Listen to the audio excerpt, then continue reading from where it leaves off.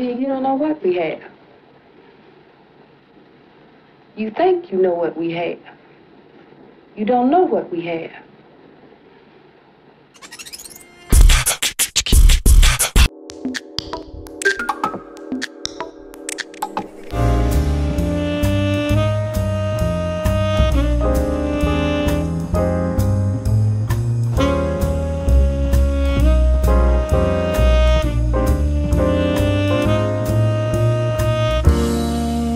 Donc, on va inverser les choses et nous allons faire donc des états généreux, c'est-à-dire que nous allons faire des consultations dans les départements, là où nous sommes présents, pour inviter donc les collègues, c'est le propos d'aujourd'hui, à réfléchir et à dire ce qu'ils pensent, ce dont ils ont besoin, de quelle manière ils imaginent la ruralité demain.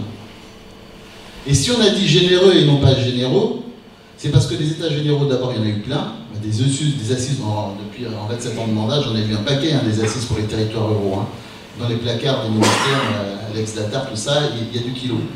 Sans que ça change jamais vraiment les choses. Donc on ne va pas faire énième état généraux, on va faire des états généreux. Et le choix du mot est très clair, c'est-à-dire c'est une manière aussi de dire que nous les ruraux, nous avons du potentiel. Nous avons une capacité d'accueil. Nous avons des ambitions pour les territoires ruraux. Et ça, on veut le partager.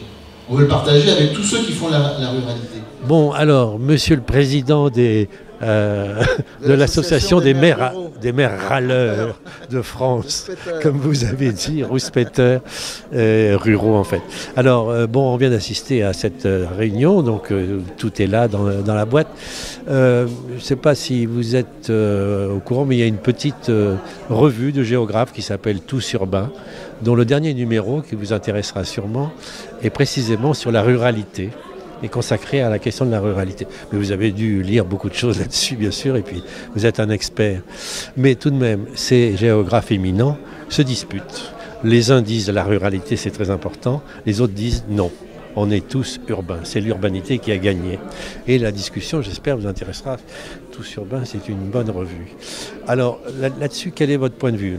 La question étant la suivante, est-ce que vous ne craignez pas que la ruralité risque de nous enfermer encore dans une identité un peu figée? Je vous ai écouté avec beaucoup d'attention et vous avez donné un chiffre très intéressant. Vous avez dit qu'il y a 100 000 urbains qui passent à la campagne chaque année. Et je crois que vous avez raison, vous avez aussi parlé, Dieu merci, de densité et de diversité. Mais tout de même, cette ruralité ne court-elle pas le risque de nous faire le coup de l'identité nationale? Vous connaissez cet enfermement. Il y a un risque, mais pour contourner ce risque, je crois qu'il faut redonner du sens aux choses. Ce qui est un fait, c'est que la population rurale a changé. Et on ne tient pas compte assez de ça. Moi, je dis parfois que vous mettiez dans les années 60 un habitant des campagnes avec un habitant des villes, côte à côte. Il suffisait de comparer comment chacun était habillé pour déceler lequel habitait à la ville, lequel habitait à la campagne, uniquement en fonction de leur mode vestimentaire. Aujourd'hui, c'est plus vrai. Ça veut dire que, à la question, est-ce que tous les modes de vie ne sont pas en train de s'urbaniser, ce qui est certain, c'est qu'il y a une convergence des besoins et des attentes. Et partout, on a besoin aujourd'hui de se chauffer, de se cultiver, de manger, de travailler, de se... Cet espace dont vous avez aussi parlé. Donc, c'est une nécessité. Après, je crois que l'ère nouvelle, c'est une réflexion sur la complémentarité entre urbain et rural. Parce que depuis trop longtemps, nous sommes chacun dans nos espaces avec une forme de concurrence. Et il faut essayer donc de dépasser ça. On a beaucoup à apprendre en travaillant ensemble. C'est ce que certains font chez nous, du côté du Grand Est, avec Nancy-Metz, où il y a un travail qui est amorcé sur comment est-ce que les uns et les autres peuvent se compléter. Nous avons un même espace. Cet espace, il faut le partager et ça nous oblige à avoir des conceptions nouvelles de l'aménagement du territoire.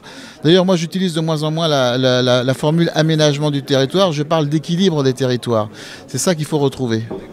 Oui, parce que l'urbanité bénéficie aussi de son double sens.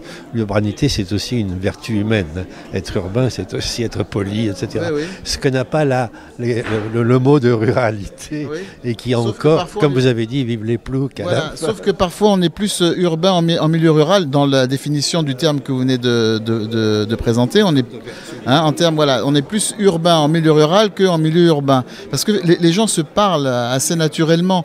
La vie n'est pas la même. Il y a un vrai travail de fond, mais je crois que la réalité, c'est de réfléchir à nouveau sur le sens du mot rural. Si on prend l'exemple des aménagements urbains pour rester dans la thématique, vous remarquerez qu'il n'existe pas de mobilier rural. C'est du mobilier urbain, c'est-à-dire que le concept n'existe pas, donc il est à inventer. Et je dis parfois aussi à certains collègues, sortez de ce complexe du plouc. Parce que dans l'esprit des gens, des maires, de mes collègues, le souhait c'est d'être maire d'un village avec des habitants. Hein, être maire de rien, ça n'a pas d'importance, hein, ça n'a pas d'intérêt. Maire de bouchure, comme on dit dans le Berry, bon, l'intérêt est relatif. Donc on veut des habitants. Pour atterrir à des habitants, il faut être attractif. Et dans l'esprit de beaucoup, pour être attractif, il faut être moderne. Et le raccourci, il est vite fait. Être moderne, ça veut dire être comme la ville. Et c'est comme ça que vous avez des aménagements de villages qui sont de plus en plus urbains, hein, avec des mobiliers identiques partout. Voilà. Plutôt que de cultiver sa différence, plutôt que d'essayer de retrouver un langage propre, une esthétique propre, un mode de vie propre, on essaye de singer et de copier l'urbain. Donc c'est un mauvais choix. La fierté d'être plouc, oui. Mais en tout cas, pour l'instant, vous n'avez pas senti de difficulté dans la défense de cette ruralité du côté de ce que nous ont fait les nationalismes, hein, le côté renfermement et tout ça. Vous ne le sentez pas trop? Moi, ce que je souhaite, c'est que les politiques s'intéressent à la ruralité.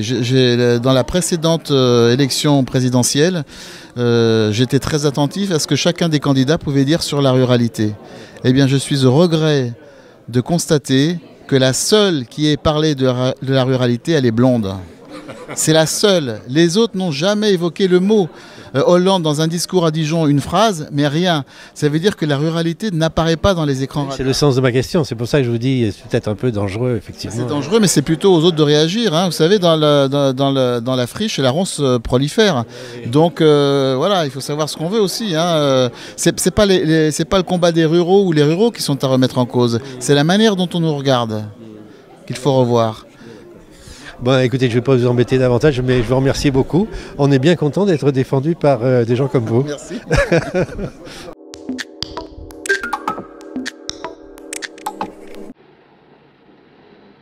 See, you don't know what we have. You think you know what we have. You don't know what we have.